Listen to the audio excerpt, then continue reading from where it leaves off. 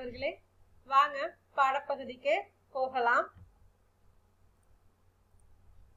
இயல் 5 இயல் 4 நம்ம ஃபர்ஸ்ட் டர்ம் எக்ஸாம் எழுதி முடிச்சிட்டோம். இப்போ நம்ம பார்க்க போறது இயல் 5ல தான் இப்போ நம்ம பார்க்க போறோம். ஃபர்ஸ்ட் ஒன்று செய்யுள் பகுதி.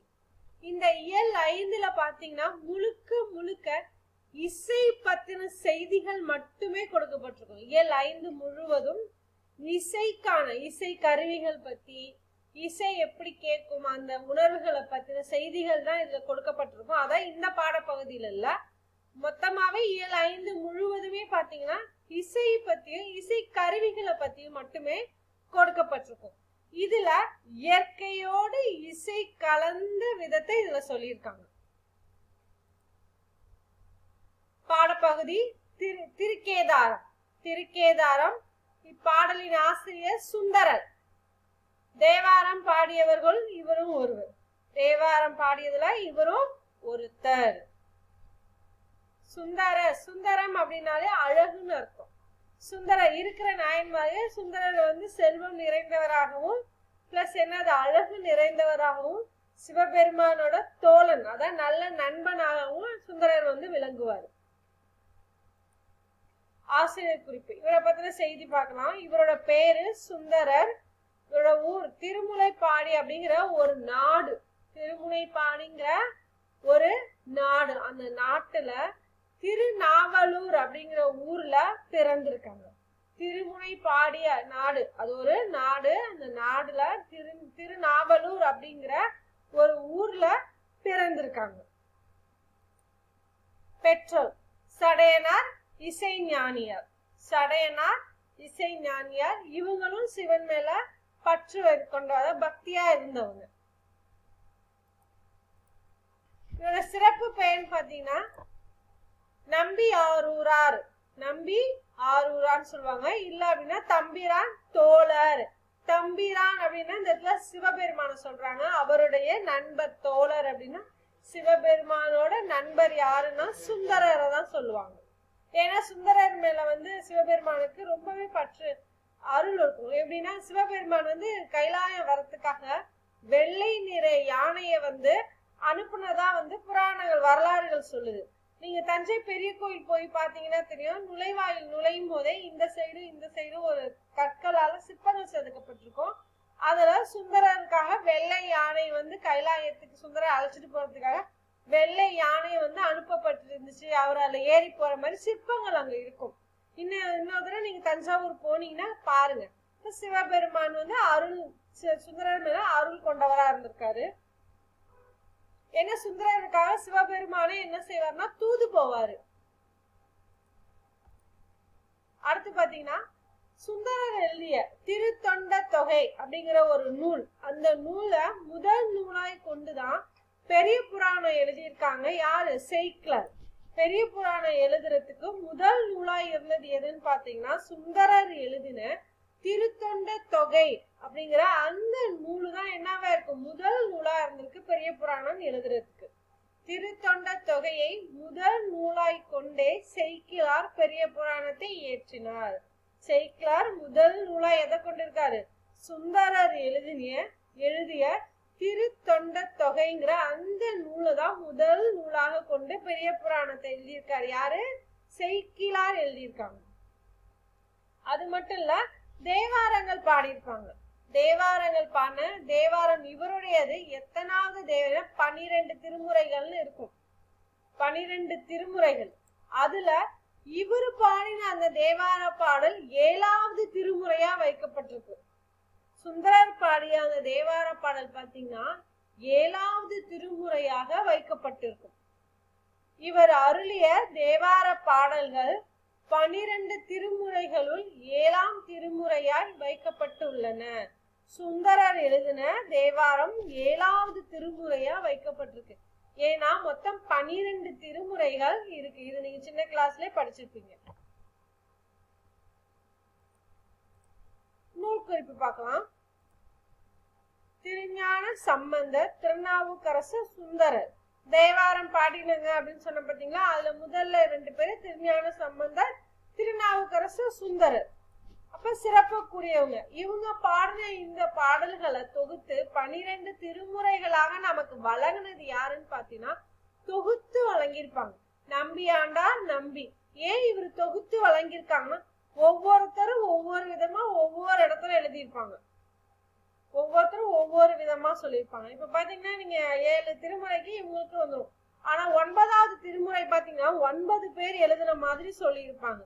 அப்ப அங்கங்க இருக்கிறது செதறி கிடந்த நூல்களை ஒண்ணு சேர்த்து திருமுறைகளா நமக்கு கொடுத்தது யாருன்னு பாத்தீங்கன்னா, அதாவது தொகுத்து தந்தவர் யாருன்னு பாத்தீங்கன்னா நம்பி ஆண்டார் நம்பி. இவங்க நூல்லாம் எழுதியிருக்காங்க. அவங்க நூல் எழுதி வச்சுட்டு போனத ஒரே நூலா தொகுத்து நமக்கு திருமுறைகளா கொடுத்தது யாருன்னு பாத்தீங்கன்னா நம்பி ஆண்டார் நம்பி.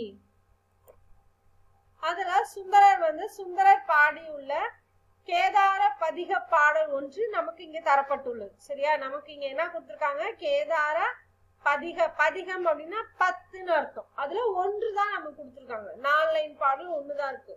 10 பாடல்கள் எத்தனை கொடுத்திருக்காங்க, பதிகம் அப்படின்னா 10 பாடல்களை நமக்கு ஒரு பாடல் நமக்கு இந்த பாடப்பகுதியில கொடுக்கப்பட்டிருக்கு. தேவாரம் அப்படின்னா என்ன பொருள்னு பாத்தீங்கன்னா, தேவாரம் தே பிளஸ் ஆரம், இறைவனுக்கு சூட்டப்பட்ட மாலை என்றும் சொல்லுவாங்க. மாலை ஆரம் அப்படின்னு நம்ம நெக்லஸ் சொல்றோம். ஆரம் நம்ம பாட்டிங்கெல்லாம் சொல்லுவாங்க பாருங்க. ஆரம் அப்படின்னா மாலை கழுத்துல போடுறதுன்னு அர்த்தம். சரிங்களா, இறைவனுக்காக சூட்டப்பட்ட மாலை தேவாரம். அந்த 7 அந்த தேவாரங்கள் முழுவதும் இறைவனுக்காக அந்த பாடல்கள் மாலையா சூட்டப்பட்டிருக்குன்னு ஒரு கருத்து சொல்லுவாங்களாம். இன்னொரு கருத்து என்றும் எதுக்காக நான் கொடுத்திருக்கேன்னா இன்னொரு கருத்து இருக்கு. தேவாரத்தை தே பிளஸ் வாரம் பிரிக்கலாம். இனிய ஓசை பொருந்திய பாடல்கள், அது பாடும் போது இனிமையான ஓசைகளை வெளிப்படுத்தக்கூடிய அளவுக்கு அந்த பாடல்களானது இருக்கும் அப்படின்னு சொல்றாங்க. நல்லா கேட்டுங்க, தேவாரம் 2ஆ பிரிக்கப்படுது. 2 பொருள் சொல்றாங்க. தே பிளஸ் ஆரம் தேவாரம், இறைவனுக்கு சூட்டப்படும் மாலை அப்படின்னு சொல்லுவாங்க. அடுத்து தேவாரம் தே பிளஸ் வாரம், இனிய ஓசை பொருந்திய பாடல்களா இந்த தேவாரம் இருக்குது அப்படிங்கிற மாதிரி சொல்லியிருக்காங்க. 2 பொருள்ல சொல்லியிருக்காங்க. அது மட்டும் இல்ல, இந்த பாடல்ல பாத்தீங்கன்னா திருக்கேதாரம் அப்படிங்கிற இடத்துல இருக்க ஒரு மலைய பத்தின அழகு சொல்லியிருப்பாங்க. ஒரு மலைய பத்தின அழகு சொல்லியிருப்பாங்க. அத பாத்தீங்கன்னா சுந்தரர் திருக்கேதாரம் போய் அந்த மலைய பத்தி சிறப்பா பாடியிருக்க மாட்டாங்க. எங்க இருந்து பாடியிருப்பாங்கன்னா, தேவாரம் அத சுந்தரர் இந்த தேவாரத்தை பாடும்போது திருக்காலத்தூர்ல இருந்து என்ன செஞ்சிருக்காங்க, அங்க இருந்துகிட்டு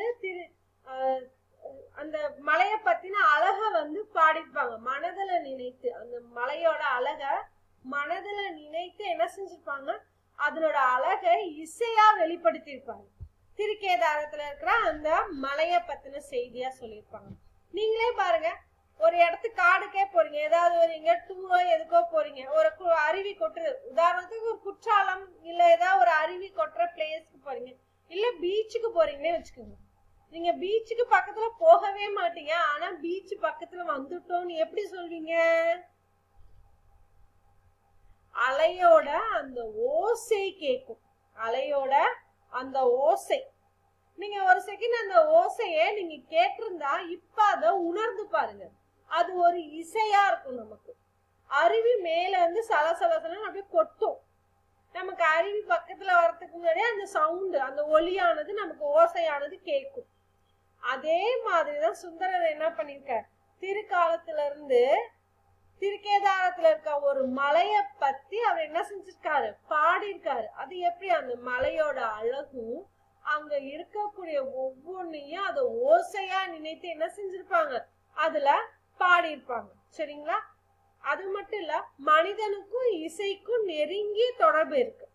நீங்களே பாருங்க, நமக்கு பாடல் கேட்டா எவ்வளவு சந்தோஷமா இருக்கும்.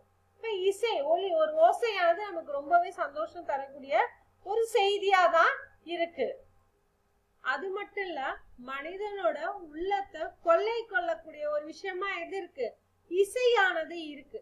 நமக்கு இசை, நம்ம ஒரு பாட்டு பாடுறோம்னு வச்சுக்க, பக்கத்துல இசை கருவிகள் முழங்கோட நம்ம சேர்த்து அந்த பாடலை கேட்கும் போது ரொம்ப சந்தோஷமா இருக்கும், ரொம்ப இனிமையா இருக்கும். நம்மளோட சிந்தி நம்ம உள்ள ஆழ மனதுக்குள்ள அது போகும். நீங்களே பாருங்க, பாடல் கேட்கும் போது பக்கத்துல மியூசிக் இன்ஸ்ட்ருமெண்ட்ஸ் சொல்லுவீங்களா, கருவிகள், அது எல்லாமே என்ன செய்யும், பிளே ஆகும். அங்க எல்லாமே வந்து என்ன செய்யும், அதோட செயல்களை செய்யும் போது வார்த்தைகளோட அந்த பாடல்கள் பாடும்போது எப்படி இருக்கும், நமக்கு கேட்கறதுக்கு ரொம்ப ரொம்ப ரொம்ப இனிமையான ஒண்ணா இருக்கும்.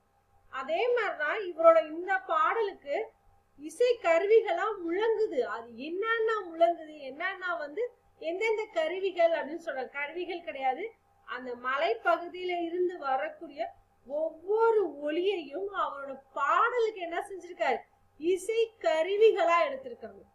சரிங்களா? ஏன்னா நம்ம ஒரு பாடல் பாடும்போது வெறும் பாட்டு மட்டும் பாடினா நமக்கு பிடிக்காது. வார்த்தைகள் கேட்க நல்லா இருந்தா வார்த்தைகளை கேட்போம், அதோட சேர்த்து இசை கருவிகளும் அந்த பாட்டுக்கு சேர்ந்து வரும்போது நமக்கு எப்படி இருக்கும், ரொம்ப ரொம்ப ரொம்ப சந்தோஷமா இருக்கும். அது மனதளவுல மட்டும் இல்ல, சிந்தை அளவுல கூட நமக்கு என்ன செய்யும், கேட்க தோணும். நம்மளே நைட்டெல்லாம் இன்னமும் நிறைய பேர் வந்து பாட்டு கேட்டுட்டு படுத்திருப்பாங்க. அப்பா யாராவது பாத்தீங்கன்னா பாட்டு கேட்கறது ரொம்ப பிடிக்கும். தாத்தா பாட்டியா இருந்தா பழைய சாங்ஸ் எல்லாமே கேட்பாங்க.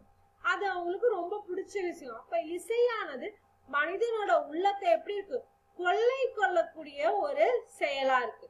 அப்படிப்பட்ட ஒரு இசையை பத்தி தான் என்ன செய்ய போறோம், ஒரு மலையோட இசை.